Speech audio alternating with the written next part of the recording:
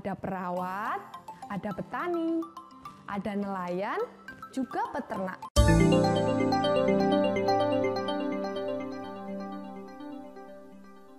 Assalamualaikum warahmatullahi wabarakatuh. Halo anak-anak kelas 4, bagaimana kabar kalian hari ini? Bu Latifah harap anak-anak dalam keadaan sehat ya. Bersama Bu Latifah, kita akan belajar tema 4, subtema 3, pembelajaran 1. Hari ini kita akan belajar menemukan unsur-unsur cerita, menyebutkan pekerjaan di lingkungan sekitar, cara menjaga kelestarian hutan. Anak-anakku yang hebat, sebelumnya apakah kalian tahu seorang pendongeng? Hayo, tahu tidak? Pendongeng adalah orang yang menyampaikan dongeng kepada orang lain. Nah, mendongeng termasuk pekerjaan loh. Apakah anak-anak tahu apa pekerjaan orang tua kalian? Ya, ada perawat, ada petani, ada nelayan, juga peternak, dan lain-lain. Sekarang, ayo kita bahas bersama-sama tentang dongeng. Mendengarkan dongeng sangat menyenangkan. Indonesia kaya akan dongeng. Banyak di antaranya yang didongengkan. Adakah pendongeng di sekitar kalian? Pasti banyak ya anak-anak. Sebelum membaca dongeng, ikuti langkah-langkah untuk menemukan unsur-unsur cerita dalam dongeng. 1. Bacalah cerita dengan seksama. 2.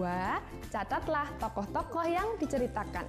3. Catatlah hal-hal yang paling sering dibicarakan dalam cerita tersebut. Sekarang, baca dongeng yang ada di buku tema halaman 95 tentang tupai dan ikan gabus. Bacalah dongeng dengan seksama ya. Kemudian, temukan unsur-unsur ceritanya. Judul, tokoh, sifat tokoh, tempat, awal cerita, akhir cerita, pesan moral. Jangan lupa tuliskan unsur-unsur dongeng yang sudah kalian temukan pada buku catatan kalian ya anak-anak. Anak-anak, tahukah kalian dalam bercerita, pendongeng sering menggunakan wayang yang terbuat dari kayu. Ya, wayang tersebut dibuat oleh pengrajin kayu. Untuk tahu lebih lanjut tentang pekerjaan pengrajin kayu, simak cerita Beni. Dari cerita Beni, produk apa saja yang dihasilkan oleh ayah Beni?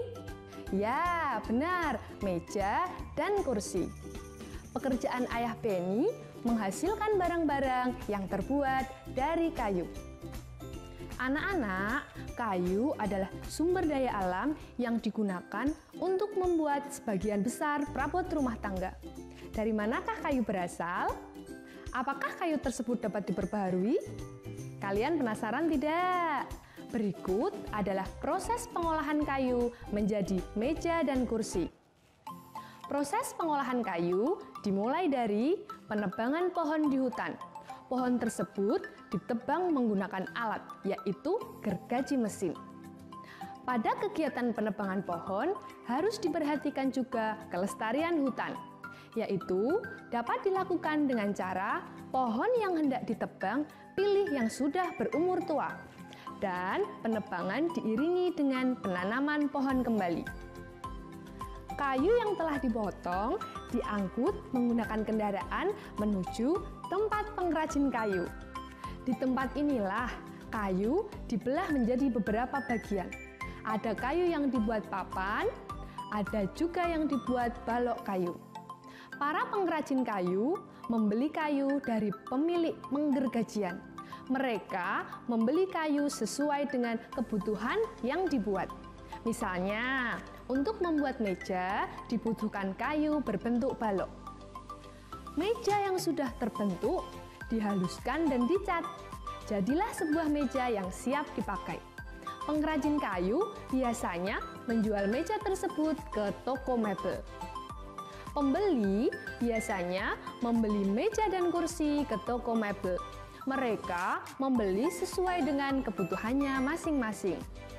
Nah, begitulah proses pembuatan sebuah meja dan kursi dari pengrajin kayu sampai ke tempat pembeli membutuhkan proses yang panjang. Kayu yang sangat bermanfaat untuk manusia berasal dari hutan. Oleh karena itu, kita harus menjaga kelestariannya ya anak-anak. Kita dapat menjaga kelestarian hutan dengan cara yang sudah disebutkan tadi, seperti 1. Memilih pohon yang sudah tua untuk ditebang. 2. Tidak memanfaatkan secara berlebihan. 3. Menanam kembali hutan atau reboisasi.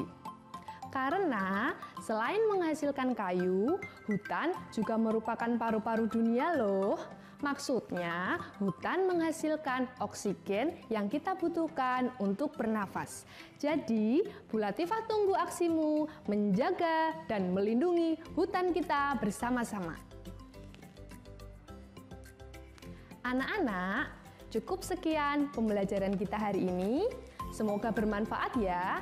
Tetap semangat, jaga kesehatan. Terima kasih. Sampai jumpa. Dadah.